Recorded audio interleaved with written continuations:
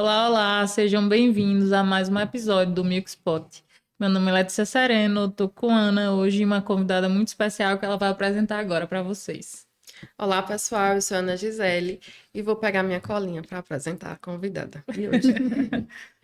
Vânia Freire Lemos, médica veterinária pela Universidade Federal de Uberlândia, mestre em medicina veterinária, já atuou na defesa do estado de Tocantins, na Fundação Bradesco e atualmente está atuando no Instituto Tecnológico de Pernambuco, o ITEP, com consultoria e treinamento técnico especializado em laticínios. Prazer estar com você hoje, Vânia. Obrigada, é um Bem-vindo. prazer estar aqui. Eu que agradeço pela oportunidade. Pode se apresentar, como foi que você veio parar no agro, ou já nasceu no agro lá na sua cidade de origem, ou alguém te levou, ou foi inspiração assim, ou ninguém tinha ainda um pezinho lá no agro, mas você quis ir.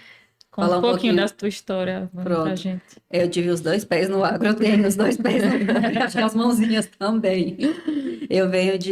Sou bisneta de fazendeiro, neta de fazendeiro, filha de fazendeiro, né? Tive muita influência do meu pai para fazer veterinária, né? E quando eu estava terminando o ensino médio, o que eu, assim, tinha de referência é que eu não queria de jeito nenhum ficar trancada no escritório. Falei assim, eu não quero passar o resto da minha vida entre quatro paredes, vendo papel e eu quero ter mais liberdade, eu quero ver o verde, né? Sempre tive um contato muito intenso com a natureza. E isso foi um ponto decisivo para eu fazer veterinária, né? Porque queria fazer medicina veterinária. E aí, nessa época, a minha família, eu sou mineira, minha família toda é do sul de Minas, de Passos, mas meus pais, minha família toda sempre foi um pouco bandeirante, né? Na década de 70 eles foram para Goiás, que depois virou Tocantins. Então, na época, meus colegas, né? A gente terminava o ensino médio e lá não tinha faculdade, a gente tinha que realmente sair de lá. E aí foi um susto para todo mundo. Falei, poxa, você fazer veterinária, podia fazer odontologia, podia fazer qualquer outra coisa. Minha mãe queria que eu fizesse psicologia, né? E eu bati o pé e falei, não, vou fazer veterinária. E aí, assim, até por essa influência, porque eu desde criança pequenininha ia com meu pai para fazenda todo dia. Então, isso estava muito presente, né? As brincadeiras de infância, de criança, era a gente ir as turmas de bicicleta para fazenda, era tomar banho de rio, era coisa que hoje é mais difícil a meninada ter, né? Mas na minha geração era o comum. O E como eu contato com a tava, natureza. o contato com a natureza, e como eu estava numa região que só tinha isso, né? Então, você não tinha muito o que fazer. Aí isso pesou bastante. Aí eu saí de Tocantins, na época já tinha dividido o estado, né? Quando eu fui para São Paulo, fiz curso em São Paulo, e aí fiz faculdade em Minas, fiz minha faculdade em Uberlândia. E aí, depois que eu me formei, voltei para Tocantins.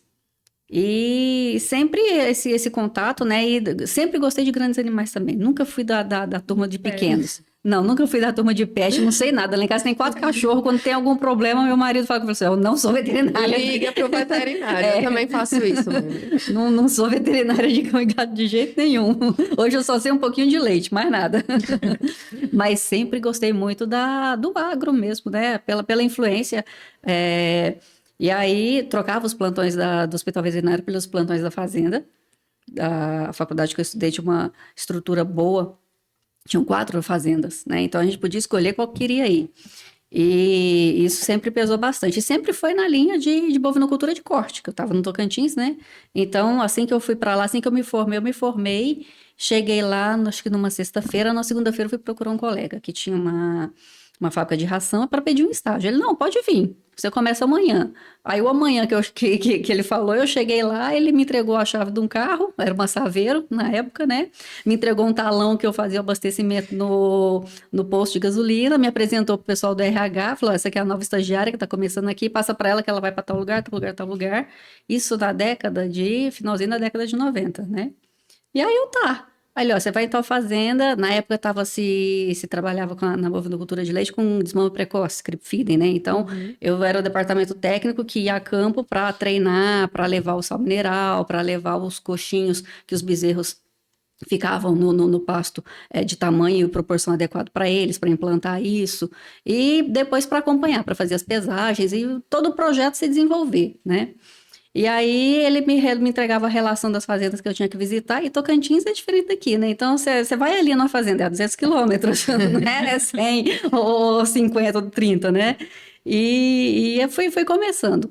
E aí às vezes acontecia alguma coisa, ó, você vai para tal lugar, eu falei assim, mas eu não sei como é que é. Ficava pentelhando ele, né? Esse colega que era veterinário também. Um dia ele olhou para mim e falou assim, Vânia, você é quadrada? Aí eu falei, não, regalei o olho assim, né? Eu falei, não. Eu falei, então se vira. Vai, se vira, cai no mundo. E aí eu fui. Nessas, assim, foram muitas aventuras, né? Mas é Foi, bom também, né, para a gente crescer como foi. pessoa, como Porque, profissional também. Quando a gente tem uma pessoa assim que sabe do nosso potencial e sabe que a gente só precisa daquele empurrão. porque Porque assim, você tinha volta, capacidade, ele você sabia que volta tinha, para senão ele não tinha casa. te dado tanta responsabilidade, né? Exatamente, você volta para casa e aí você ainda é a filha do fulano de tal, né? É. Você não tem referência própria, você não tem Isso. nome próprio, né? Todo mundo te conhece daquela relação ali que tem. E quando você vai se fazer, acho que principalmente a gente, que é mulher, né? Sim. Num setor que é difícil, que é um E que é setor mais machista, masculino, né? mais masculino, né? É machista também. Não sei hoje como tá, mas na minha época era bastante, no lugar que eu estava também era Ainda é um bastante. pouquinho, bocão. Então, são muitos desafios, né, que você tem pela frente. E aí, essa, assim, de vai, sabe, de se vira, né, foi para mim uma virada de chave. Falei assim, então eu vou. E aí foi muito de aceitar desafio.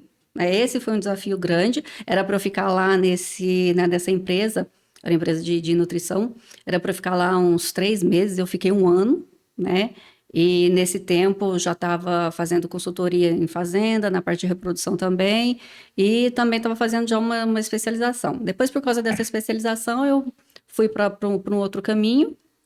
E aí, depois, nessa também de desafio, né? Entrei na defesa sanitária.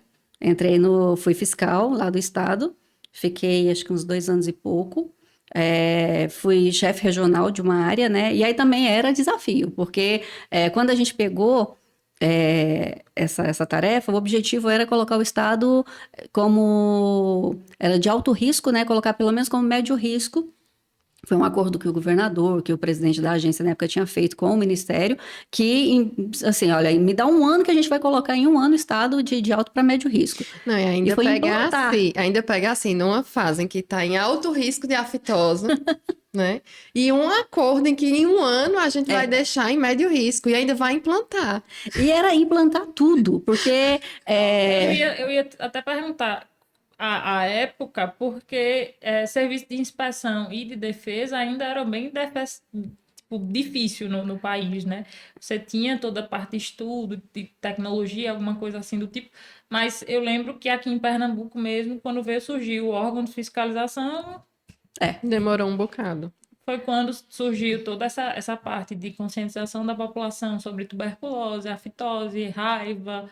As pessoas sabiam, mas não era um órgão exatamente. específico Existia a pra Secretaria de de Agricultura em agricultura. todos os estados, em todas as cidades, mas não existia a demanda do trabalho, né? Isso, Aí não tinha quem fosse fiscalizar específico tudo. para Exatamente. essas ações, né? Exatamente. E na época, Tocantins estava se organizando para exportar. Então, tinha esse compromisso, inclusive, com os pecuaristas e com as indústrias, né? Com os frigoríficos que estavam se preparando para exportação. Então, era assim, ou faz. Não tinha conversa. E aí foi interessante. Foram os 40 veterinários que foram contratados. Desses 40 veterinários, a primeira seleção foi prática, né? Foi aquela história também. Toma aqui a chave, toma aqui o carro, toma aqui o controle o serviço, e a gente partiu do zero. Vocês vão pegou o estado, mapeou o estado, dividiu em determinadas regionais e municípios. E cada um ficou com tantos municípios. E a gente foi cadastrar propriedade por propriedade. Então era assim, sabe, era uma maratona, Era né? te vira Tem que mesmo, né? mapear tudo, Era. né? Então, eu fiquei com uns 4 municípios próximos da região ali onde eu morava. Então, a primeira coisa que eu fazia era ir na prefeitura e apresentava o projeto para o prefeito, né? E pedia o apoio para que ele me desse um guia, alguém que soubesse andar pela zona rural, né? Na região, e que a gente tinha que mapear. Então, eu ia com o formulário para saber quanto de animal tinha, a distância que era da propriedade, os dados do proprietário. E na folha de trás a gente fazia o mapinha de como é que chegava. É porque antigamente não tinha o Maps para ajudar a gente, Não, né? não tinha. Aí Então, tirava as coordenadas, ia com GPS, tirava as coordenadas, mas tinha que fazer o mapinha. A tantos quilômetros, estrada tal, não sei o que, não sei o que, para já ficar isso no prontuário do produtor, quando precisasse de uma visita, já tinha acesso, né? E aí, assim, as histórias, a gente se encontrava depois, uma vez por mês, com o presidente da agência, e as histórias eram as mais loucas, né? A gente que pegava canoa e atravessava o rio para poder chegar do outro lado, né? A gente que tombava carro, a gente que... lugar distante que você tinha que andar com 200 litros de gasolina dentro do carro, né? Porque Meu não conseguia, não Deus. tinha posto. As aventuras eram, assim, imensas. Mas nessa época também, vocês enfrentaram muita dificuldade dos pecuaristas terem essa resistência de acharem que aquilo ali ia atrapalhar eles de alguma forma? Não, foi muito pouco. Foi muito pouco. Houve uma campanha de esclarecimento, né? Por serem também propriedades maiores, né? Também as pessoas eram um pouco mais esclarecidas. Tinha aqueles pequenininhos que quando você chegava no carro oficial com o logo do estado, Arregalava teve os um olhos. teve um que ele se escondeu dentro de casa. Eu falei, eu não saio não. O que é que ela quer? O filho que fazia a intermediação. Aí você tinha que explicar o que que é. Como a gente sempre ia, pelo menos eu no meu caso, eu sempre ia com um guia da cidade, então eu já conhecia que eram os agentes de saúde. Ah, Já Ficava tinha um mais pé, fácil a comunicação. já tinha um pé implantado, né? Então, não, seu fulano, sou eu, lembra que eu vim aqui, que a gente fez, tal e tal, que aí eles faziam o trabalho da saúde da intermédio, né? família e tudo, então já tinha, né, o caminho. E aí isso facilitava bastante, mas houve esses casos sim. E aí com isso, era de novo a história do desafio, né? Com mais ou menos um mês, eu fiz 4 cidades, eu fiz 4 municípios. E aí eu fiz um relatório e apresentei para o meu chefe nesse relatório. Então, eu falei, olha, eu fui para tal lugar, eu rodei tantos mil quilômetros, eu visitei tantas propriedades, esse município, eu fiz um resumo de tudo, né? Aí ele olhou assim, regalou o olho e falou assim, nossa, Vânia, depois de tanto problema que eu tô tendo, eu realmente vou ter alguma coisa para apresentar, porque a coisa tá andando, né? E aí, com um ano de... A gente conseguiu cumprir essa meta de um ano. Aí, com um ano, dividiu o estado em regionais e alocou, e aí sim, se contratou mais gente, mais técnico e tudo, né? Aí eu fiquei como chefe de uma regional, onde tinha uma área geográfica muito grande. E onde a gente tinha um problema, que era a Ilha do Bananal, que é a maior ilha fluvial aqui do Brasil, e que ela fica nas divisas de Goiás, Mato Grosso e Tocantins. E lá é Apenas. reserva indígena, e aí tinha problema de gado que não sabia de quem era, né? Então era um foco de muito, muito problema. E aí eu rodava Até ali. pela quantidade de divisões, né, com o É, estado. é. Da divisa Era ali é mais difícil de A ponto controlar. localização também, né? Era um ponto frágil. Aí eu andava, aí eu comecei a fazer muita educação sanitária. Então, depois dessa época de implantação, aí a gente recebeu muito treinamento do Ministério também, para como atuar em foco, né, e tudo, mas existia uma necessidade de educar a população. Porque você, assim, você vira fiscal, você tem poder de polícia, você pode ir lá e fazer determinadas atitudes, mas as pessoas precisam saber o porquê, né? Então, eu ia em leilão e pedia a palavra, ia falar época de campanha, ia dizer da campanha, ia dizer da importância. Eu ia nas fazendas maiores e pedia apoio, né? A gente tinha época principalmente de campanha, de uma atitude assim muito mais intensa, né? E aí, com isso, lá na região onde eu estava, tinha uma escola da Fundação Bradesco. E eles davam muito apoio, que era justamente também ali do lado da ilha. Então, quando tinha algum problema, houve épocas de eu ter que botar carro 24 horas fiscalizando, porque o gado não podia sair clandestino, né? Então, eles davam apoio, o pessoal tinha um refeitório, tinha nas trocas de plantão, tinha um lugar para descansar, para dormir. E aí eu sempre, como era uma escola, eu sempre ia também e falava muito para os alunos, né, para os professores, para o pessoal de lá, o Querendo motivo ou não, daquilo ia ali. chegar, né, nos produtores ali. O meio da educação, né? Então, tudo que eu tinha de ferramenta que era possível atingir as pessoas e levar para eles o conhecimento do porquê daquelas atitudes, eu tentava usar disso. Então, tinha leilão, eu estava em leilão, tinha feira agropecuária, eu estava em feira agropecuária, estava lá em qualquer situação que era mais necessária, estava lá pedindo apoio e dizendo para as pessoas o porquê. E essas foram as ferramentas que deu certo, porque todo mundo aderiu. Né? Então a gente conseguiu montar um fundo de indenização para a fitose, depois para a brucelose. A gente conseguiu, no prazo que o Ministério colocou e no prazo de exportação, colocar o Estado livre, né, nas proporções que eram necessárias. Aí isso foi, assim, muito, muito, que era a questão do desafio, né, de entender aquilo ali e você fazer a coisa acontecer. E aí, nessa situação, quando eu estava lá, eu recebi um convite para poder fazer parte da Fundação Bradesco, como professora da área de produção animal. E aí, eu estava no cargo de chefia, mas eu já estava, assim, cansada, porque a minha rotina era viajar. Eu ficava uma semana no escritório e 2 semanas viajando. Você Eram falou 5 também que não municípios. queria ficar no escritório com Exatamente. papel e tudo mais. Exatamente. Eu ficava uma semana fazendo a parte burocrática que tinha que fazer, e as outras 2 semanas eram 5 municípios que eu supervisionava. Então, eu rodava todos eles, né? E ia acompanhando com o pessoal, a gente tinha muito treinamento também. Mas aí eu falei assim, poxa, eu tô muito nova, era meu segundo, terceiro ano de formada, eu falei assim, eu tô muito nova para ficar presa. Eu preciso ser veterinária, eu não sou veterinária, eu não virei veterinária de papel, porque depois que você atinge um certo ponto, né, na defesa, você tem que cumprir aquilo ali que foi proposto, Isso. né?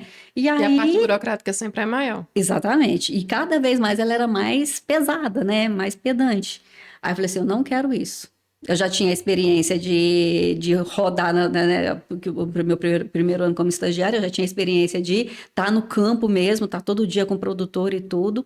Aí eu falei assim, eu imaginava que como veterinária eu ia fazer isso, né, na defesa. Só que quem fazia era o veterinário do escritório local, a regional não fazia isso, a Só regional fiscalizar. supervisionava. Exatamente. Aí eu falei assim, quer saber, eu vou aceitar esse desafio, vai ser mais um, né?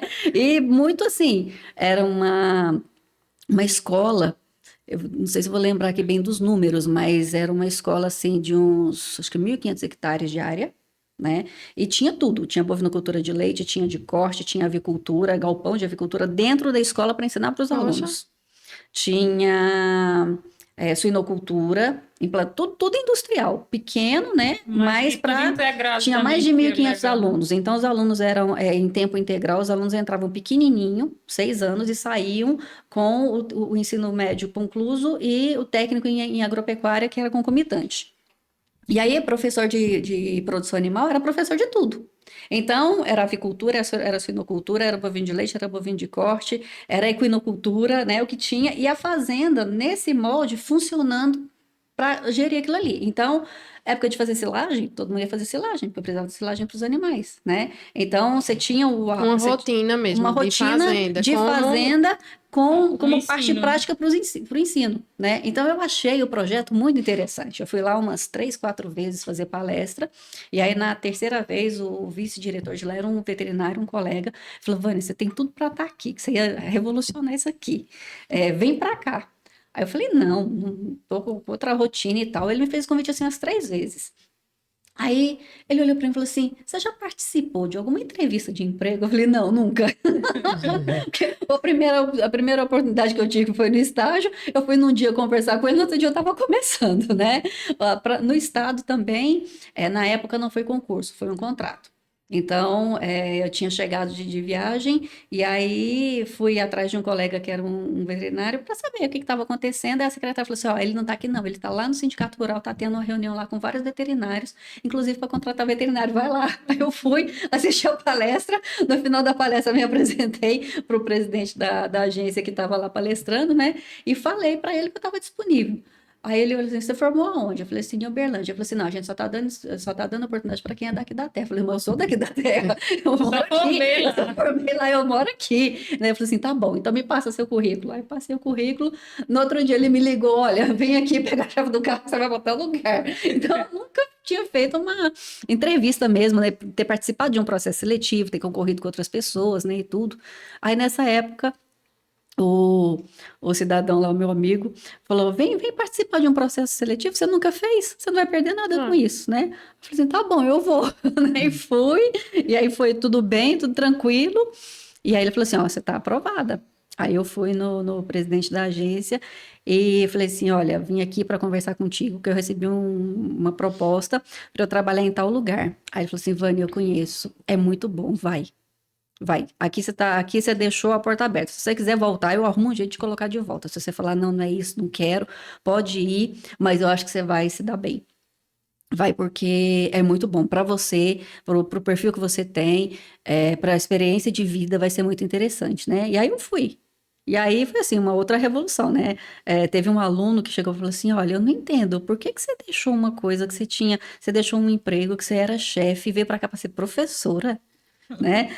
Você rodava em um monte de lugar, estava num monte tava numa situação diferente, aí você veio para cá para ficar aqui trancada aqui ensinando pra gente. Não entendo o que que aconteceu. Eu falei assim: olha, eu vim pelo desafio, porque é uma coisa diferente, né? E realmente foi um desafio, porque eram essas 4 disciplinas principais que eu tinha, com aluno de primeiro, segundo e terceiro ano de ensino médio, e era assim, aquela aventura, né? Teve fato meu, hoje eu acredito que não é mais assim, mas a gente foi para uma aula prática no campo. A gente tava colhendo milho para fazer silagem. E aí eu fui dirigindo o trator, os alunos tudo na carroceria, na carreta, né? Então era assim, era divertido, né? E era aquele desafio grande, né? De muita coisa. E o legal é que era uma fazenda com tudo, né? Então, época de controle de brucelose, vacina, eu fazia vacinação de brucelose do rebanho inteiro, eu fazia tuberculose do rebanho inteiro, era mais de 1.000 cabeças. Né? Na época eu implantei um projeto lá para a gente trabalhar com Nelore puro, porque a base do rebanho do Tocantins saiu da Fundação Bradesco, que tinha ido de São Paulo para lá, e era um rebanho muito bom. Então a gente reativou isso, fizemos um projeto com os alunos, e aí o pessoal da diretoria se empolgou, trouxe touro novo, né? Então, era interessante porque você via a coisa acontecer, você levava as Tinha uma ideias, dinâmica, né? era muito dinâmico, e muito dinâmico na veterinária, né? É. Então, eu participava época de vacinação, e eu e os alunos faziam vacinação. Você estava vivendo na prática Exatamente. tudo aquilo Que eu tinha né, teoria. que você tinha teoria. Então, era muito, muito interessante. E poder ensinar para os outros, né? Então, eu fui pegando essa veia de entender isso, né? De poder ensinar para os outros, de ver o outro crescer um pouquinho com aquilo ali, né? Então, os alunos saíam, a gente indicava para trabalhar nas fazendas da região, aí iam para lá como técnicos, aí você ia vendo a sequência da coisa, né? Então, isso foi muito interessante. Vendo que a semente que você plantou estava dando Exatamente. frutos. E aquilo estava funcionando, né? Exatamente. Aí, com 2 anos e pouco que eu estava lá, aí me fizeram um convite para eu vir aqui conhecer Garanhuns, que aqui também tem a Fundação Bradesco, e me propuseram ser transferida para cá, né? Chegou na minha curiosidade. Como é que veio parar aqui? Que ela veio né? parar aqui, por Jesus. Aí eu vim numa primeira visita, conheci, vi mais ou menos como era, né? E aí falei com a minha família, falei com meus pais, né? Falei assim: se você quiser ir, vai, né? E aí aceitei o desafio, né? Foi outro desafio. Que aí vim e fiquei 6 anos aqui, na Fundação Bradesco aqui, né? E aí era justamente aquela situação de formar técnico, de colocar no mercado de trabalho, de inserir eles, de tentar melhorar também, fazer aquela ponte, porque aí eles já têm um pouco mais de conhecimento e você vê a coisa crescendo, né? Você vai plantando aquela sementinha e vai vendo aquilo ali adiante, né? Então foi muito, muito interessante. E aí sempre fui movida por esses desafios, né? De, poxa, que eu acho que eu vou aprender alguma coisa com isso. Aí saí da fundação, fiz o mestrado e aí entrei no ITEP, né? E estou até hoje. E sempre foi nessa dinâmica, né? De tentar passar o conhecimento que a gente tem de uma maneira que ele vá também ser útil para outras pessoas, né? Melhorar E a aí, cadeia, exatamente. ver pessoas crescendo no E eu setor. pude, e é legal porque hoje, depois de tanto tempo, né, você começa a colher um pouco disso. Tem ex-alunos meus da fundação que falaram: olha, eu fiz veterinário porque eu fui inspirada em você, né, e hoje já fizeram mestrado, já fizeram doutorado, estão aí fazendo um monte de coisa, né. Tem ex-aluno meu de lá que depois estava em empresas que me contrataram, para eu poder prestar serviço para eles, né? Então você vê aquela sequência. É uma engrenagem, né? A gente vê que o nosso setor, ele realmente é uma engrenagem. A gente precisa fazer com que o setor, ele vá crescendo e, consequentemente, as pessoas que estão ali, os atores, vão crescendo junto, né? E a qualquer momento a gente sempre acaba se encontrando com eles no meio do caminho. Exatamente. E eu encontrei com muita gente. Foi muito legal, porque depois de Enche o tantos coração anos, da gente de felicidade, né? Quando a gente vê uma pessoa bem assim, a gente, poxa vida, eu pude ensinar alguma coisinha pequena para ele, talvez. Mas ele tá aqui pelo aquele. Ele faz. Tô aqui porque eu me inspirei em você, eu aprendi com você isso. Naquela época eu tava numa fase difícil, mas é, você me inspirou e eu tô aqui por sua causa também. foram, graças a Deus, foram vários já cruzaram o meu caminho, né? E já me deram esse feedback, né? Porque é muito, muito gostoso. Você percebe que você é espelho, né?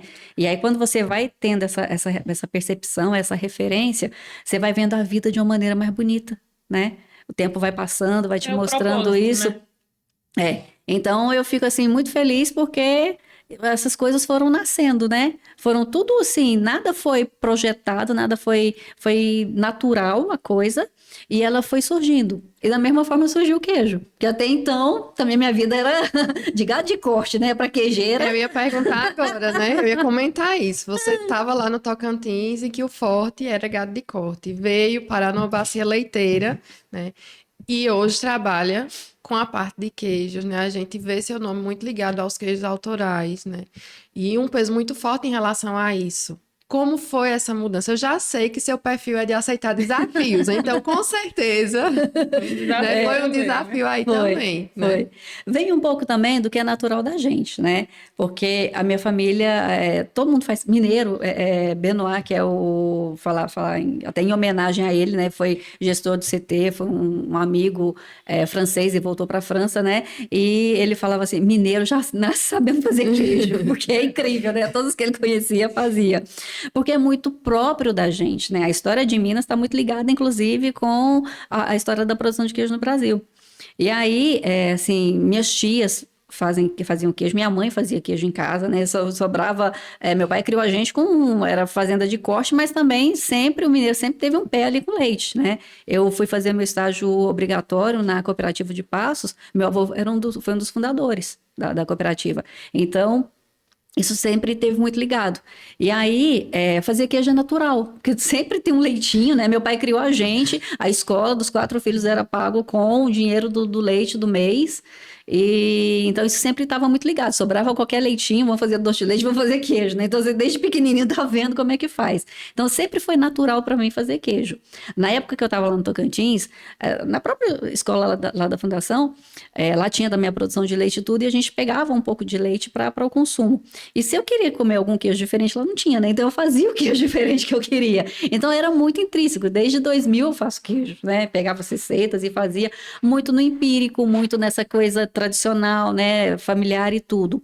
E aí, quando o ITEP foi contratado para ser o gestor do CT Laticínios, que foi implantado aqui, a ideia era treinar técnicos para trabalhar nos laticínios. Então, o primeiro desafio foi uma pós-graduação que a gente fez, e o TCC dessa pós-graduação foi fazer o plano de curso do técnico em alimentos, conforme o que o MEC tinha colocado, como carga horária, como as disciplinas, como os conteúdos ali trabalhados, né, as habilidades, as competências que você queria desenvolver ali. E aí, eu com uma colega, a gente fez esse plano de curso, então eu tinha toda a teoria. Quando o curso começou a funcionar, eu passei até a prática também. E durante os anos, os 4 anos que funcionou, quando o aluno ia para a fábrica para poder fazer o processamento mesmo, a gente sempre contratava 2 professores de Minas do Cândido Toches, que foi quem ajudou a gente desde o início, desde a concepção do CT Laticínios. Então, com isso, a gente podia ver tudo aquilo que foi colocado de teoria, né, do curso e tudo na prática. E aí eu pude aprender o lado mais industrial da coisa, né? Eu tinha muito lado artesanal, que era o tradicional familiar. E aí lá eu pude ter a parte técnica e a parte industrial. E como os alunos depois iam para os laticínios, faziam estágio, muitos eram contratados, né? Houve também essa ponte. Então, isso foi surgindo também de uma maneira natural, né? Aí veio a pandemia, né? E aí não se podia mais tá aglomerando, tá fazendo curso, como que a gente fazia lá com os produtores e tudo. E foi montado um projeto de incubação, e nas incubações os empresários, alguns poucos empresários foram lá e montaram.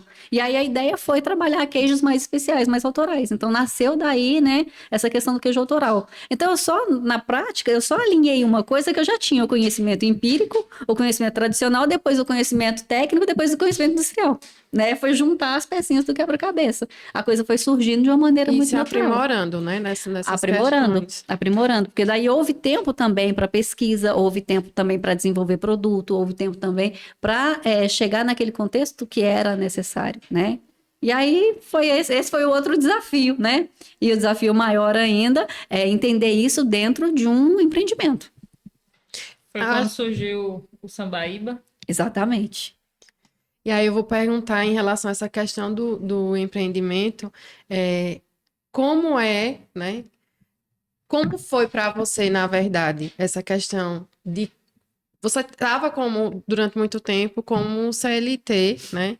Cuidando ali de ser funcionária. Né? Uhum. E a partir daí você começou a ter que ter o olhar da gestão, né? Do empreendedorismo. Como foi essa virada de chave também? Esse foi o maior desafio. Porque uma coisa que você tem como teoria, né? E tá acompanhando, tá vendo, tá em contato com o setor, com as pessoas, mas você não tá sentindo na pele. E aí a ideia surgiu Você não sente justamente. a oscilação do mercado. Não, você não só sente sabe nada. falar, tô boiado hoje. Que boiar aqui em Pernambuco é que Uhum. você tá com mercadoria em estoque, né? Então a gente só vê as reclamações. Eu acho que muda muito quando você parte do olhar técnico ali, de auxiliar os produtores, enfim, na parte de responsável Uhum. técnico mesmo, né? E quando você vai para trás ali, quando você vai gerir pessoas, eu acho que esse é um dos maiores desafios do Não, setor em e si. não só Né? pessoas, né? Mas quando a gente fala também na questão de gestão financeira, de fazer aquilo ali funcionar, de entender, né, a oscilação do preço do leite, do É, queijo, o tempo de maturação, porque vocês trabalham com queijos que têm um período de maturação, né? Então, se a gente tem um queijo que está maturando, a gente tem dinheiro parado é. ali, né? Uhum. Então, isso aí, né, precisa se encaixar para que a coisa funcione, né? E como foi esse processo? Foi um processo, eu acho que muito feliz, porque começou na incubação, né? E eu fiquei gerindo isso. Então, nas duas pontas, né? Eu tô no CT Laticínios, né? Tô como funcionária do ITEP, e a proposta foi justamente uma spin-off, que é a questão de você, dentro de um segmento, saber que aquele segmento é interessante. Né? Spin-off foi um termo muito utilizado na região do Vale do Silício, onde as empresas de tecnologia começaram a se desenvolver e os funcionários daquelas empresas saíam da empresa mãe e abriam suas próprias empresas. E isso é uma confirmação de que o setor é interessante, que o APL está vivo, que o APL é pujante, né? Porque E ele que está. inspira a gente a querer também, né? Exatamente, porque Participar de um tá aquele elétron que tá pulando fora e tá cuidando da vida dele, E tá né? dando certo E tá também. dando certo, né? Então, esse era o piloto do spin-off, né? Porque eu falei assim, se a gente entender que isso tá ok, tá no caminho certo a estrutura, porque o setor tá interessante, né? E numa época difícil, que foi uma época de pandemia. Exatamente. Então, foi esse o contexto. E aí é estudar, aí é entender, né? Porque veterinário administrar é um negócio, né? Fazer gestão, né? Tem que estudar muito, tem que... Foram aparecendo pessoas excelentes, pessoas maravilhosas que foram ajudando, que foram orientando, e que a coisa vai sendo construída naturalmente, né? Até o ponto de realmente ir depois Você já começa um ficando mais pouquinho sólidos. na frente, porque você já parte de um diferencial que não só queijo de coalho. Que aqui em Pernambuco Uhum, tem-se muito isso. Todo mundo que vai fazer queijo começa com queijo de coalho. é. Ou então ele é a carta do baralho, assim. Ele é o rei do laticínio e o restante é só consequência. Mas vocês não, vocês foram para um caminho diferente que deu certo, que está dando certo. A E que assessoria que a gente dava para o pessoal era justamente tentar produto novo. né? Então, os empresários que passaram por lá, foram 5 empresários que passaram por lá, no programa da incubação, a gente sempre falava assim, olha, não vamos fazer a mesma coisa, vamos fazer algo diferente, vamos fazer algo próprio, né? Que você consiga dar a sua cara, consiga dar a sua imagem, que você já tem o produto, que é o leite, que você tem que ter um leite muito bom. Se você está fazendo compra, você não vai ter gerência sobre essa matéria-prima, né? Então, foi trabalhando essa questão de já conhecer, né? De já ter um pouco do conhecimento do mercado, como é que funciona, dos produtos e tudo, por essa situação do curso técnico, já Que ter aí você sai colocado um no pouco da contato com os caixinha, produtores. vê qual a tendência de mercado, vê se seu produto vai ser aceito nas gôndolas, né? Chama muita atenção porque é um produto totalmente diferente. Quem não conhece, Exatamente. conheça, né? Vão lá no Instagram, no Sambaíba Queijos. E vai de uma proposta muito diferente, até pelo tamanho do queijo, pela proposta de embalagem, de tudo, assim. Pela Ele forma de sai produção. ele Foi sai muito trabalhar da a caixinha do caixinha. que o mercado entrega hoje. Então, vocês já vão lá na frente porque tiveram esse olhar mais empreendedor e conheceram o mercado antes de entrar, assim. Não foi, a coisa foi construindo, foi se construindo naturalmente por causa desse olhar, né? Então, eu acho que esse foi o ponto mais interessante para o negócio ser diferente. É já o conhecimento prévio. Tudo, na realidade, fica na questão do conhecimento, né? E Então, assim, importante também foi essa pitada de inovação, né? De ter a disponibilidade de dizer, não, eu vou tentar fazer uhum, isso aqui dessa maneira. Porque a gente ainda bate muito naquilo que tem produtores que não querem ousar, né? Vou fazer é, sempre o mesmo e não querem ousar. Ficam E com aí medo de vocês errar e talvez juntaram. aquele medo impediu que ele fosse inovador e que ele desse muito certo. E não ficasse só na mesma coisa que todos os outros já estão. Isso. exatamente. Os que passaram por lá, né, que não foi só o caso do Laticínio Belamente, foram outros empresários também que passaram por lá, todos eles a gente sempre colocou muito essa visão. E o que foi interessante? A oportunidade de errar. Como foi um projeto de incubação e como tinha a estrutura física que poderia oferecer isso, né, em função assim de você ficar maturando um ano um queijo e o sabor dele não ser aquilo que se desejava. E aí você fez isso numa escala pequena, então o teu prejuízo foi pequeno. Né? Diferente daquele laticínio que já está pronto e fala, eu quero fazer tal coisa, e aí ele já tem toda uma necessidade de produção muito maior, porque ele tem um custo atrelado àquilo Sim, ali ele também, precisa se e aí manter. com isso, ele de repente lá na frente fala, não é isso, aí o prejuízo dele é muito maior. E se torna não se torna autossustentável, né? Porque tem queijo que precisa de 6 meses de maturação. Como é que Exatamente. você vai sustentar a cadeia, que a gente sabe que tem um custo alto, tanto do leite, de insumo, funcionário, que é caro, É, toda a estrutura, toda a parte burocrática que a gente sabe que também existe. Como é que você sustenta aquilo ali em seis Com meses dinheiro e se não der parado. certo? é. Então você Então, tem que ter uma saída ali. Então foi muito a importante, de fato. oportunidade da incubação, ela é muito boa porque ela te produz essa opção. Você poder fazer com um custo baixo, podendo errar ou acertar, mas sem ter que demandar o teu negócio para isso. O negócio surgir depois do produto e não o produto surgir depois do negócio. Que Quando aí você você tem esse caminho, fica muito mais fácil. eu costumo falar muito isso quando os laticínios querem construir e eles procuram a consultoria antes, que aí Uhum, você erra menos, tem menos prejuízo. exatamente. Ou talvez nem erre na estrutura, talvez você erre no tamanho, porque todos que a É, gente atende É. querem crescer depois. é, Mas na estrutura que é pedida pelo órgão, você não vai errar. é. Agora, quando ele já chama a gente, quando já está tudo pronto, aí tem que quebrar, tem que investir mais, tem Ou a gente prejuízo tem que nisso quebrar a tudo. cabeça para ver como é que vai fazer Para o montar fluxo um ali. fluxo, É. para ver uma opção dele ter menos prejuízo do que ele já teve. Uhum. Enfim, eu acho que se você tem essa oportunidade de conhecer todo o setor antes, assim, e faz-se o produto e vê que ele dá certo ou não, É. aí lá você não quebra mais a cara ali com aquele É, produto. a vantagem de participar do projeto de incubação, né, que esses empresários participaram e que originou esses empreendimentos, é justamente essa, é de você já ter uma pessoa por trás que tenha o conhecimento técnico, fala, olha, tá, você quer fazer um queijo autoral, só que você não pode inventar um queijo da tua cabeça, a gente não tem legislação para isso, E né? sim, E aí esse é um outro ponto bem delicado. né?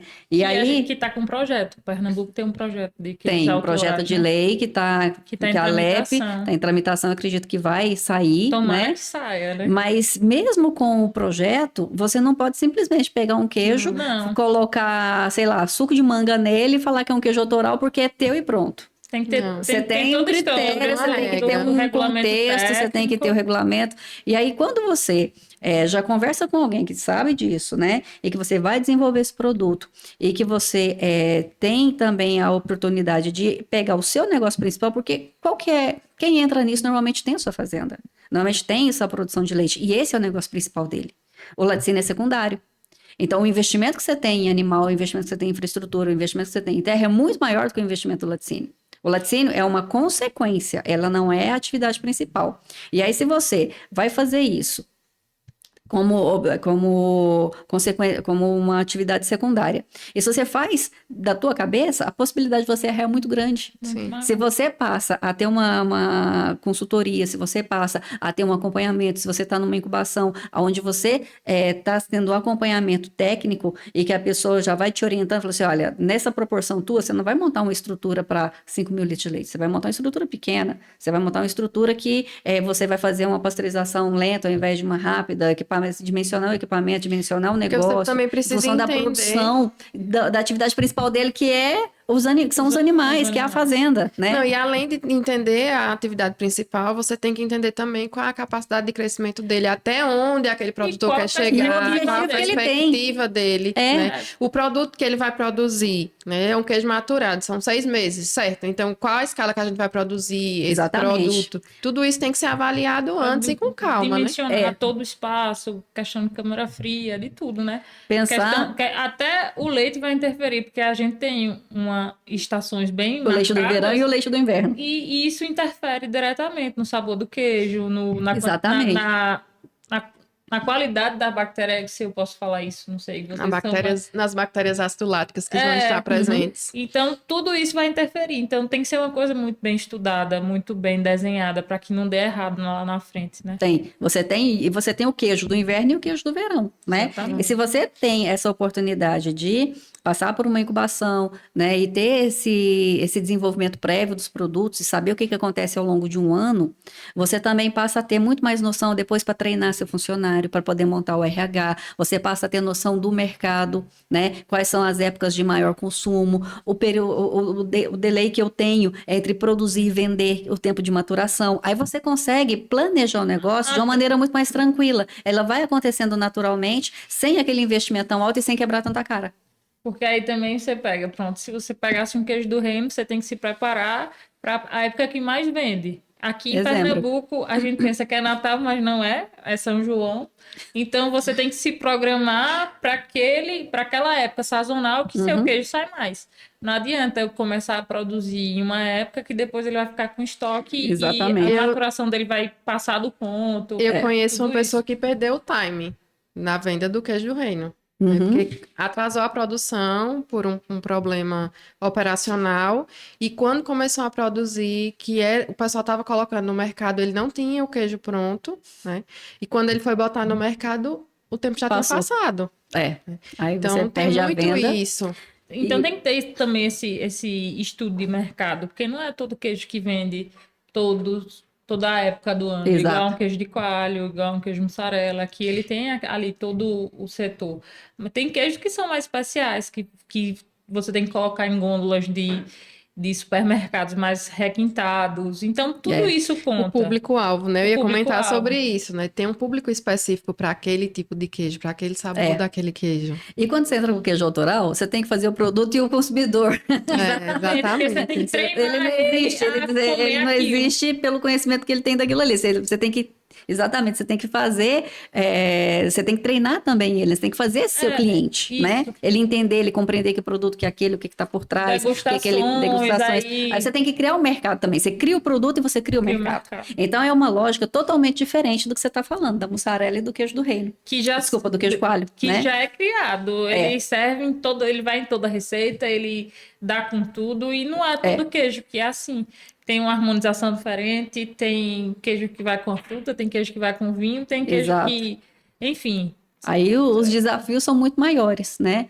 Então, essa situação da spin-off ela é muito interessante nesse sentido, de você ter a oportunidade de ter esse conhecimento prévio antes, para depois realizar a coisa. E aí surge naturalmente, né? Mas indo para frente, eu creio que muita gente vai seguir também para os direitos Sim, autorais, seguindo, claro, todo o regulamento técnico que também deve aparecer sim, é em uma breve, saída muito interessante para o pequeno produtor, com né? certeza. Agregar valor ao seu Agregar produto. valor ao seu produto. Exatamente. E E qual a perspectiva que você enxerga no setor da cadeia do leite aqui em Pernambuco? Não só aqui em Pernambuco, mas especificamente aqui na nossa região. eu acho que é aquilo que a gente estava conversando antes, a gente tem que começar a trabalhar alguns pontos como assistência técnica, né, e como a visão do produtor virar um empresário, né? Ele não é produtor de leite, ele é um empresário do setor, pensar como A empresário. fazenda tem que deixar de ser uma fazenda Por, familiar por hobby, por que só dá despesa, né? para virar uma Para virar empresa. uma empresa. Porque a gente precisa pensar nesse ponto da sucessão, né? O jovem, hoje o mundo é muito diferente do que era há 10 anos atrás, e daqui a 10 anos o mundo vai ser muito diferente do que é hoje. Com Isso certeza. eu tenho total certeza. A única constante é a mudança, né? Do universo inteiro. Nesses dias eu estava escutando um podcast e ele falava, era sobre outro tema, mas ele falava o seguinte: quando eu saio para trabalhar, eu reclamo tanto que estou indo trabalhar que meu filho não vai querer ficar com minha empresa de tanto que eu Exatamente. reclamei, né? E aí eu fiquei pensando no nosso setor. A gente reclama tanto, né? Ah, não tá chovendo, o queijo boiou, o preço do leite não dá para se manter, eu vou sair do ramo. Como será que meu filho vai querer ficar numa área se ele só vê os pais reclamando que não dá certo? Dificuldade e tudo Isso. mais, né? Exatamente. Esse ponto, eu acho que é um ponto que vai ser uma virada de chave muito interessante, não só para o Nordeste, para o Brasil e no mundo todo. A gente viu muitas transformações do que aconteceu na Europa, o que aconteceu nos Estados Unidos, né? Das fazendas se mecanizarem cada vez mais, de cada vez mais você ter dificuldade em Principalmente por matéria, conta de mão de obra, você não obra. consegue mão de obra, então é uma família que toca ali aquele negócio, né? São Porque poucas pessoas gosta, para tocar uma fazenda com muitos animais, toda tentar robotizada. mecanizar o máximo possível, né? No caso dos Estados Unidos, é esse exemplo. No caso da Europa, você tem subsídio, né? O Brasil não tem nenhum caso nem outro. Nenhum Então, outro. é um outro contexto que a gente vai ter que criar. E você cria o quê? Algo que dá certo. Aí, esse que dá certo, o filho vai, o filho tem orgulho, né? E o filho continua. A gente Aquele que tem não dá muitos. certo, que justamente só está reclamando, fala, por que que eu vou fazer isso? Eu não quero isso de Quero jeito não. nenhum, Tô indo né? embora também, né? Tchau, tô indo ali. Então, eu acho que o futuro que a gente tem é realmente repensar o negócio de uma maneira muito mais profissional, de uma maneira muito mais empresarial, tendo sustentabilidade e tendo sucessão. Aí isso vai dar certo. Caso contrário, vai ficar complicado, né? A gente fala o setor aqui, o APL que a gente tem, é produção de alimentos, isso é algo muito sério, né? Você precisa fazer isso com muita responsabilidade, fazer bem feito, porque aí o resultado que você vai ter disso vai ser um bom resultado. Mas todo mundo precisa ganhar. E todo mundo precisa saber o que está fazendo. E aí a necessidade da assistência técnica, a necessidade de passar informação, né? A necessidade de saber aquilo que está fazendo, de ter pessoas competentes que têm conhecimento prévio que vai te ajudar a você não quebrar a cara. Isso que a gente estava falando aqui do laticínio. Eu vou montar um laticínio. Monta tudo errado, chega lá, não consegue passar na fiscalização. Quem procura uma consultoria, na maioria das vezes, ela parte na frente ali. Serve até para dizer que se a empresa que você está pensando, aquela cidade ou aquela região suporta ela. Sim. Se ali o comércio vai suportar aquilo que você está pensando. Porque às vezes eu tenho uma ideia maravilhosa, mas Eu não tenho vou mão de vender, obra, eu não vou vender, eu eu não não vou tenho ter estrada, né? Eu também tenho que pensar nessas questões. Isso, e uma consultoria prévia daquilo Te dá toda essa todo luz, esse norte. todo esse norte. Ah, não, se você fizer sua ideia é ótima, mas não para essa região. Que tal você migrar para outra? Sua ideia é ótima, mas eu acho que esse produto não aqui. Mas esse aqui sim. E serve sem tudo essa para isso. visão, e sem essa visão, é muito fácil a probabilidade da pessoa ter um prejuízo é muito grande. Porque sem esse acompanhamento, sem essa visão, o que que vai acontecer? Você vai montar e depois você não vai conseguir adiante. Então você vai gastar praticamente o mesmo tanto que você gastou para montar, para poder redirecionar aquilo ali. Ou você faz e você não vende. Então, essa visão, ela vai trazer o sucesso do negócio. respondendo a essa questão da pergunta, né? O futuro é o conhecimento. O futuro é você ter consultoria, é você ter competência, é você, se você não tem, é você buscar quem tem, né? Porque ninguém sabe tudo. Então a gente vai atrás de quem sabe também, mas é fazer a coisa muito no pé no chão. Aí, e começar, a receita que eu dou é começa pequenininho, começa devagar, vai se inteirando de tudo que está por trás, para você não ter problema lá na frente. Quer dizer, problema todo mundo tem, todo Tem. dia tem, né? Mas para você não ter um problema muito maior. Você sanar os pontos frágeis, você conseguir ultrapassar essas dificuldades. E todo gigante foi pequeno um dia. Todo Então, mundo começou e eu pequeno. acho que dá para seguir esse caminho e não querer atropelar as fases. Porque eu acho que Uhum, quem começa pequenininho e se torna um gigante, ele vai saber todas e vai saber também, vai ter aprendido com cada dificuldade que ele percorreu ali no caminho. Então, eu acho que ele exatamente. fica mais firme ali quando ele chega naquele patamar de gigante. Exatamente. É, finalizando, eu acho que a conversa, assim, a conversa, a palavra final para quem estiver ouvindo a gente é conhecimento. E conhecimento não é só da gente, conhecimento a gente tem que repassar. Né? A gente tem que repassar. Você precisa ter sabedoria para poder buscar aquele conhecimento, internalizar aquilo ali e usar ele da melhor maneira possível.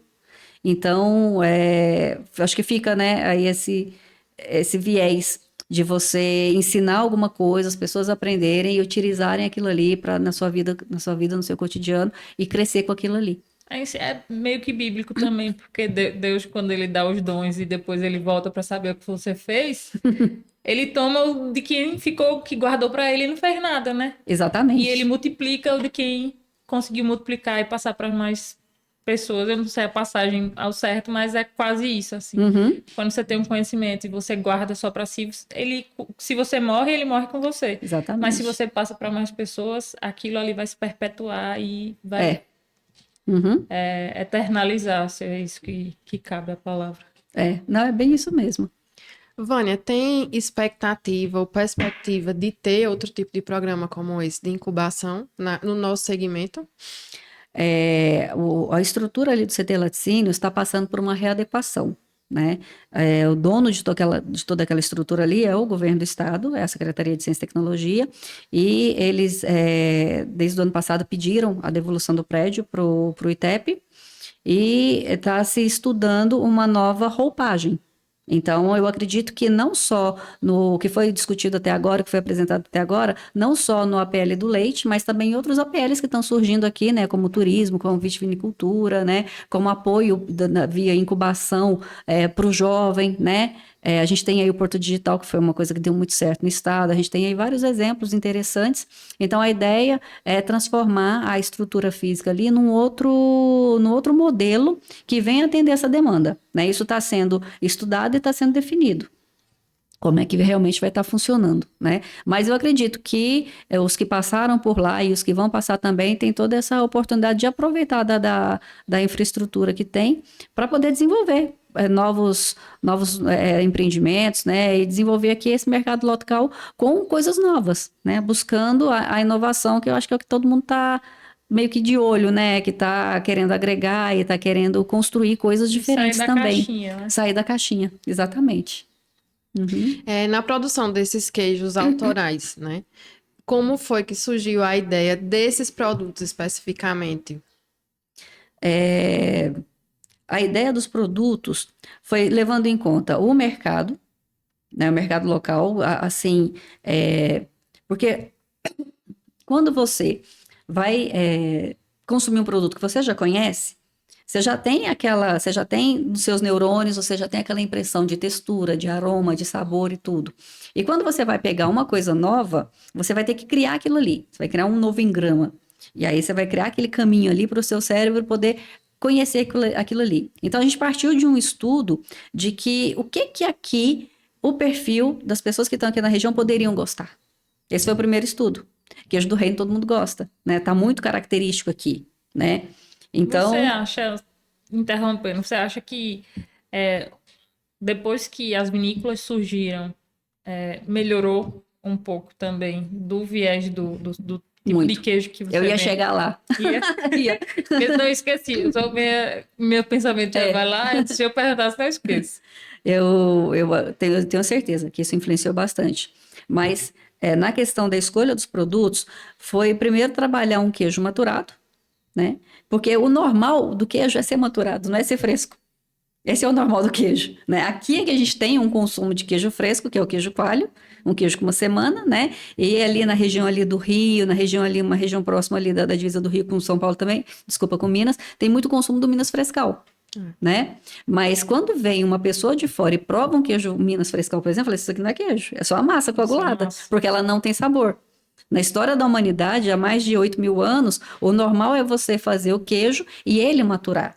Haver aquele crescimento de Todo bactérias francês láticas. fala que é só a massa. Isso aqui é uma coalhada, Exatamente. né? Não é queijo, é É coalhada, né? coalhada. Um suíço, uma pessoa que que vem de região, que já processa queijo há muito mais tempo do que a gente. O Brasil tem 500 anos, né? Então tem 500 anos tem 500 anos de produção de queijo. Nem isso tem, né? Tem menos. Tem registro de... 1600 Tem registro em oitenta e Recife. E o primeiro quatro. queijo foi um queijo do reino, não foi um queijo de coalho. Foi um queijo do reino. Que a primeira ordenha também é registrada em Pernambuco. De queijo. Mas assim, como é que o queijo do reino surgiu? Que era o queijo que vinha do reino. Ele era feito na Holanda, atravessava o Atlântico, maturava 6 meses no porão do navio e chegava aqui. Chegava aqui. Bem maturado, com sabor bem intenso, né? Uhum. E aqui se produzia, quando se começou a processar o queijo, era totalmente diferente do sabor que os portugueses conheciam, né? Que os holandeses conheciam. Então, não considerava aquilo ali queijo. E, voltando à questão do queijo ser maturado, é porque você faz ele com o excesso de leite da época do verão, principalmente do continente europeu, onde neva e tudo mais. Então, no inverno, as vacas ficam estabuladas e ficam lá com uma produção mínima. No verão, sai o pasto, então a vaca vai estar parindo, o bezerro vai estar nascendo, vai ter bastante leite. Aquele excesso de leite faz o queijo que fica maturando até o ano seguinte. Daí tem o processo da maturação e aquele sabor que é característico do queijo. Então, a gente pensou em trazer dessa memória, né, esses queijos que eram maturados e que provavelmente as pessoas aqui podiam se identificar. Como o queijo do reino, como o Gouda, que é um queijo de casca vermelha também, que é primo do reino, né? Que também tem aquela maturação. E a gente foi tentando estudar esses queijos que poderiam ser queijos diferentes, mas com algum tipo que remetisse à memória. Por isso essa escolha, né? E aí, com o advindo do turismo, principalmente das vinícolas, que tipo de queijo que você precisa para poder harmonizar com o vinho? Um queijo de sabor intenso.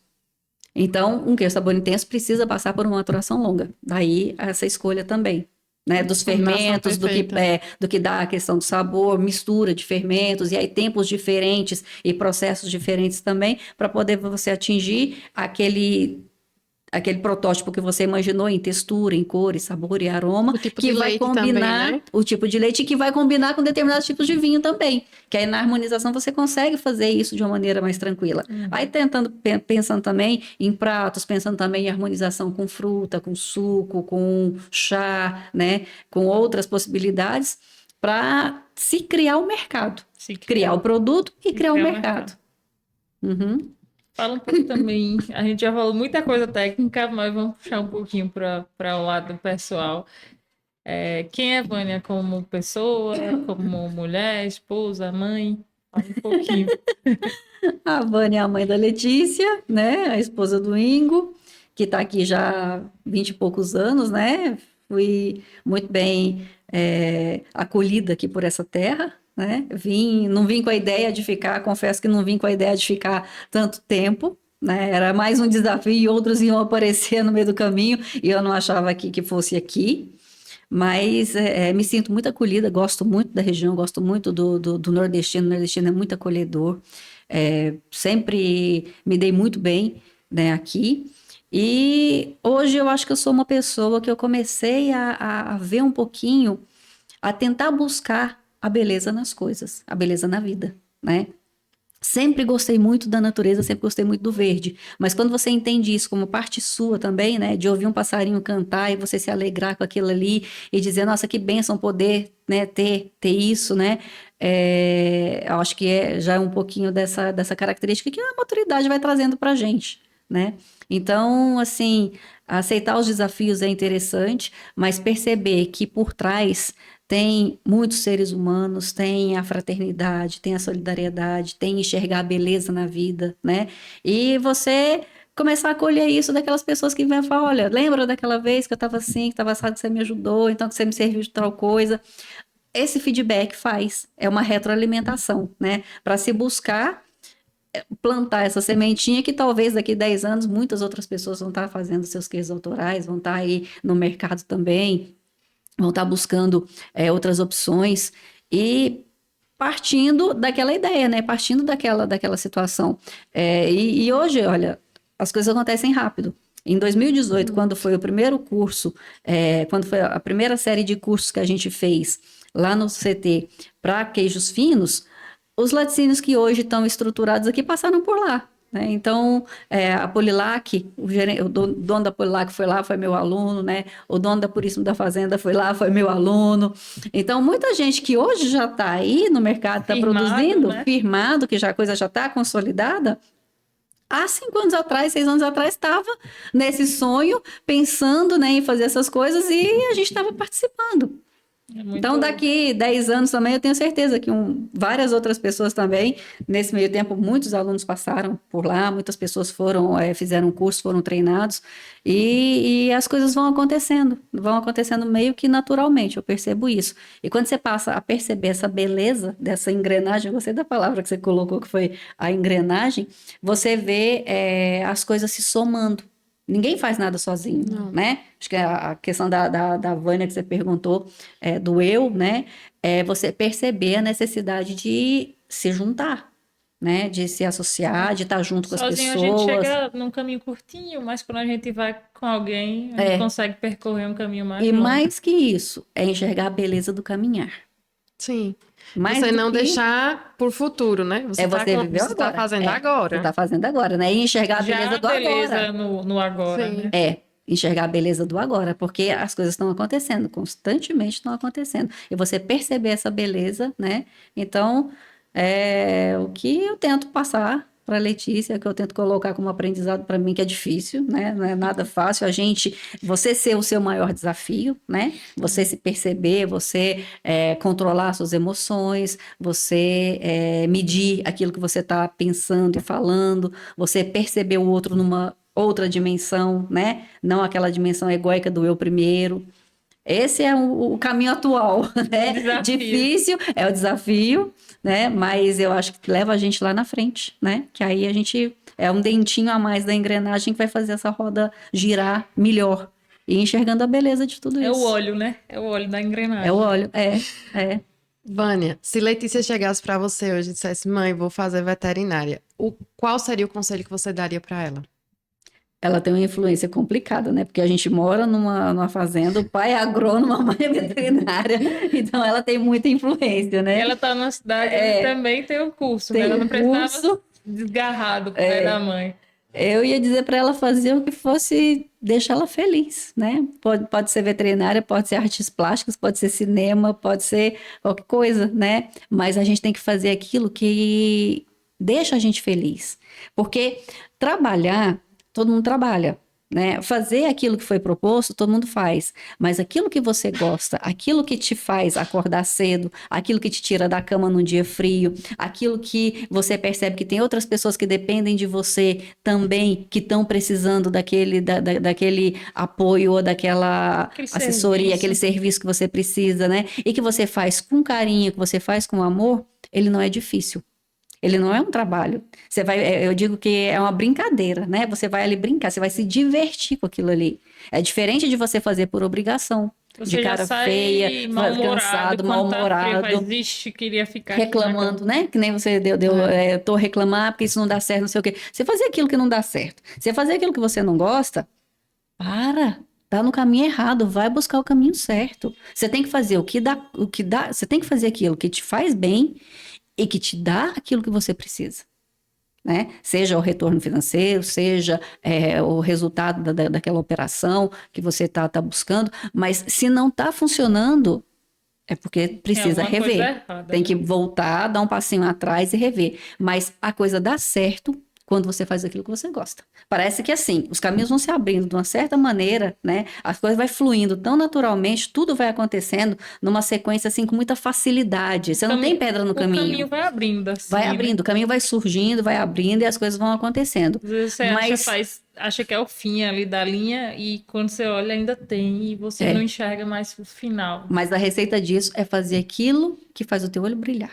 É você fazer aquilo que você gosta. É você fazer aquilo que te faz bem.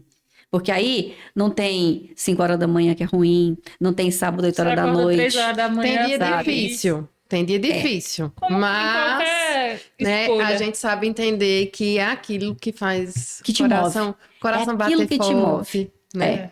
É aquilo que te move. E quando você percebe isso, percebe a beleza disso, vai naturalmente, vai tranquilo, né? E você já consegue depois não se apegar a coisinha tão pequena, você consegue ter uma visão macro de tudo, e aí isso vai facilitando bastante. Mas se você tá naquela roda negativa de não gostar, de não fazer, de não ter resultado e tal, você nunca vai sair do canto, você fica patinando, patinando, patinando, você não anda, você tem que andar. Quando você Tem que andar, reclama, tem que ir. O desafio é você fazer a coisa acontecer, né? E não depende de ninguém.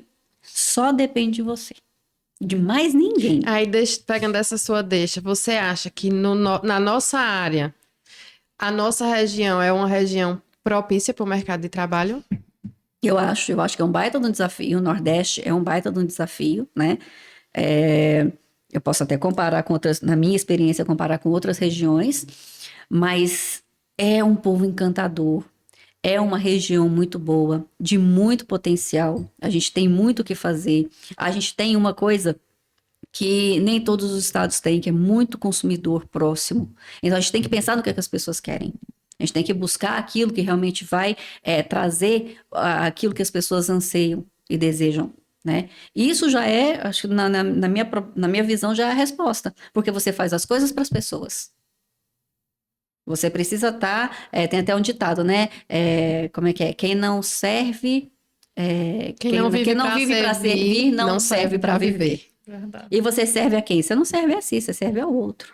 E a gente tem quantas pessoas aqui próximas, né? A gente está na região densamente E que tá demográfica, densamente populosa. A gente tem estados próximos, capitais próximos, ritmos, né, muito de A vida gente diferentes e divide com próximos. muitos outros estados também. Dá para E isso, atravessar as barreiras também, levar o nosso queijo, levar nossos produtos para outros estados.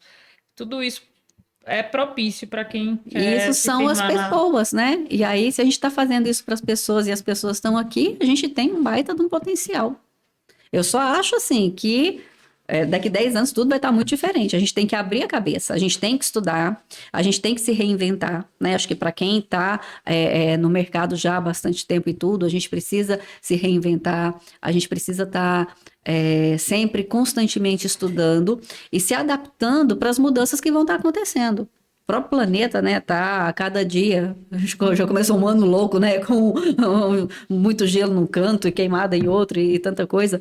A gente tem que se adaptar a essas realidades, as realidades climáticas, as realidades dos anseios, né, as crianças de hoje não são as da geração anterior, então A a gente gente tem tem que fazer muita essas tecnologia leituras. na mão também, que pode ser usada a favor e não só para disseminar informações erradas, que a gente vê muito comumente acontecendo, mas a gente está com a tecnologia a nosso favor também. É, Ela é muito boa, mas se usada de boa forma também. exatamente.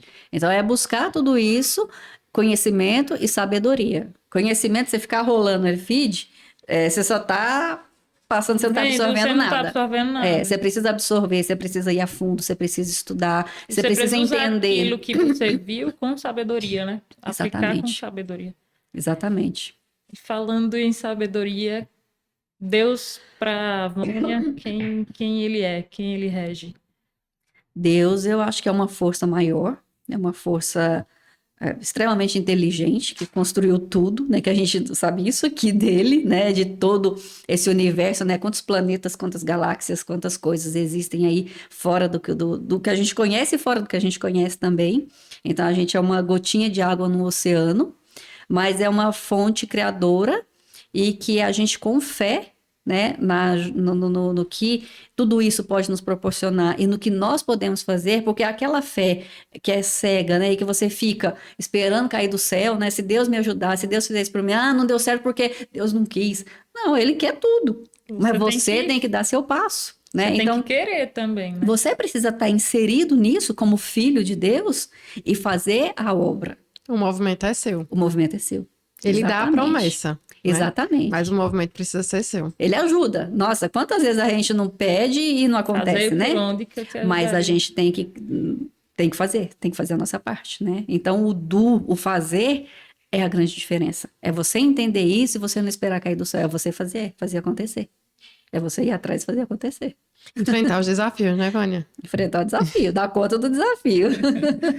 A gente queria te agradecer, Vânia, pela oportunidade de sentar hoje, de aprender com você, de você ter se disponibilizado a vir aqui hoje, passar conhecimento para quem está em casa, a todas as pessoas que vão assistir esse podcast. A gente queria agradecer muito você ter aceitado esse convite. Muito obrigada, foi muito enriquecedora a nossa conversa hoje. Obrigada, Vânia, por ter, né, participado conosco. Foi uma honra estar com você e aprender bastante sobre o nosso queijo, que é algo que faz o nosso olho brilhar, né, o nosso coração bater forte. E muito obrigada. Eu que agradeço a oportunidade. Quando tiver que sair qualquer coisa lá do ITEP e tudo mais, se sair qualquer coisa, você avisa que a gente divulga aqui para o pessoal. Aviso sim. Assim que for definido o que vai ser, né, a reestruturação lá e como vai ser, a gente faz um outro informando o pessoal, né? E eu agradeço muito a oportunidade, agradeço muito estar aqui e ter essa conversa também, a gente poder falar um pouquinho da trajetória, né, do que a gente pensa e tudo. E, assim, a gente precisa fazer acontecer. Eu acho que vocês duas, como muitas outras veterinárias que vão estar surgindo aí também, acabam sendo exemplo também, né?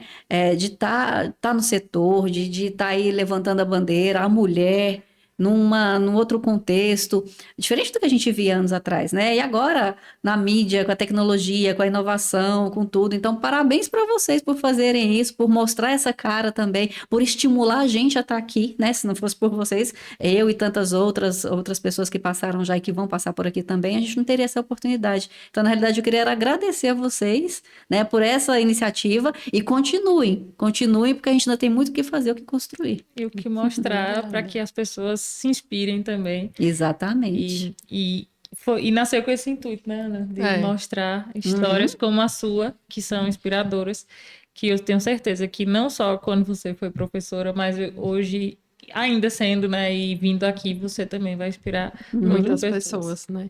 Eu tenho certeza que tem muitas mulheres que estão aí no agro que olham e dizem assim, eu queria ser um pouquinho, né, desafiada e conseguir enfrentar o desafio dessa maneira, né? Então, muito obrigada, Vânia. Obrigada a vocês.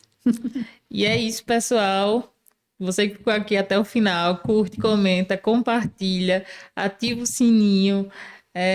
A gente também queria agradecer aos patrocinadores. E eu tenho um recado especial hoje. Tem um recado especial. Trouxe uma colinha, viu? O Milk Experience 2025 mandou um recadinho. Vai ser em Maceió, Alagoas, nos dias 23 e 24 de abril, de 2 às 9 da noite.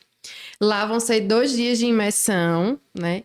Vão ter vários especialistas, produtores, empreendedores. E, além disso, vai ter a inovação de um laticínio em tempo real. Então, vai lá no site. De queijo rolando e o evento acontecendo. E queijo lá sendo feito para o pessoal provar e tudo mais. E tirarem dúvidas com os técnicos que vão estar lá também. Isso. Então, vai ser muito legal. Você que ainda não fez sua inscrição e que gosta dessa parte, pode ir também. É aberto ao público. Tem 3 tipos de inscrições, isso, né? Tem a gratuita, tem o Black e tem outra inscrição que eu esqueci. Mas aí a gente vai deixar um link também na bio para vocês acessarem, tá bom? Muito obrigada e até o próximo episódio.